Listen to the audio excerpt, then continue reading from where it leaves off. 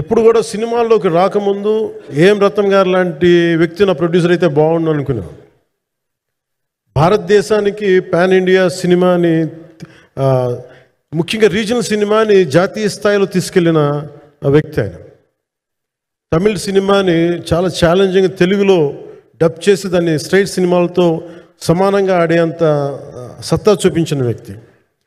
Film industry creative ability, creative potentiality పెంచిన వ్యక్తి. ఈ సినిమా చాలా ఒడిదుడుకులు ఎదుర్కొంది. 2 కరోనా పరిస్థితులు ఎదుర్కొంది. అన్నిటికీ మధ్యలో సినిమా మన క్రియేటివ్గా కొంత ఇబ్బంది ఎదుర్కొంది. అల్టిమేట్ ఆబ్జెక్టివ్ సినిమా బాగా రావాలని, నేను ఎప్పుడు ఏం చేసినా సినిమా బాగా రావాలనుకుంటాను. సినిమా ప్రత్యేకించి ఆయన తపన చూసి నేను ముఖ్యంగా పొలిటికల్ ప్రాసెస్కి వెళ్ళిపోయిన తర్వాత, పాలిటిక్స్కి వెళ్ళిపోయిన తర్వాత, అన్ని వీటికి దూరమై క్రియేటివ్ పార్టీకి దూరం అయిపోయిన తర్వాత, పాలిటిక్స్ నా ప్రైమరీ ఫోకస్ అయిపోయిన తర్వాత మళ్ళీ దృష్టి పెట్టి సినిమా కావాలి, మీరు చెయ్యాలని చెప్పి నా దగ్గరికి వచ్చి కోరుకున్నప్పుడు నేను ఎంత బెస్ట్ ఇవ్వగలను సినిమాకి అంత ఇచ్చాను. నేను ఇంకా నా బెస్ట్ ఇచ్చాను. అంటే అన్నిటికంటే కూడా నేను ఇవ్వలేనిది టైం ఇవ్వలేను నేను. కానీ అలాంటి పరిస్థితుల్లో ఒక క్లైమాక్స్కి దాదాపు 57 రోజులు షూట్ చేయాల్సి వచ్చింది. మండు టెండ బాగా, ఇట్స్ కైండ్ ఆఫ్ మిడ్ మే, అంటే చాలా పిచ్చి ఎండ అన్నమాట.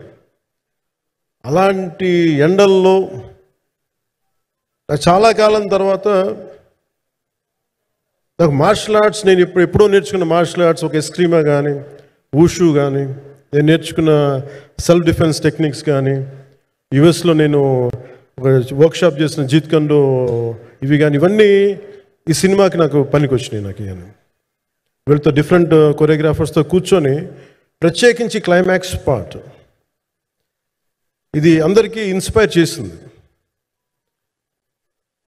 మన స్థూలంగా చెప్పాలి అంటే, ఒక క్లుప్తంగా చెప్పాలి అంటే, ఈ సినిమాకి ఇదే ఆయువు పట్టింది. ఈ ఫస్ట్ పార్ట్కి ఎక్కడో కొల్లూరు నుంచి, మన కృష్ణానది తీరం కొల్లూరు, విజయవాడ సమీపంలో ఉన్న కొల్లూరు ప్రాంతం నుంచి దొరికిన ఒక కోహినూరు వజ్రం నుంచి అది ఎటు మన గోల్కొండ రాజుల దాకా వచ్చింది, మన హైదరాబాద్ సుల్తాన్ల దాకా ఎలా వచ్చింది, దీని ట్రావెల్ ఇటు వెళ్ళింది. ఇవన్నీ జరిగినప్పుడు దీని నేపథ్యంలో జరిగే కథ ఇది.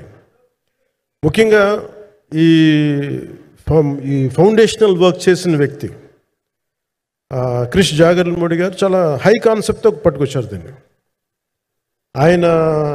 ఆయనను రత్నం గారు నా దగ్గరికి వచ్చినప్పుడు చాలా బాగా నచ్చి వెంటనే చేశాను.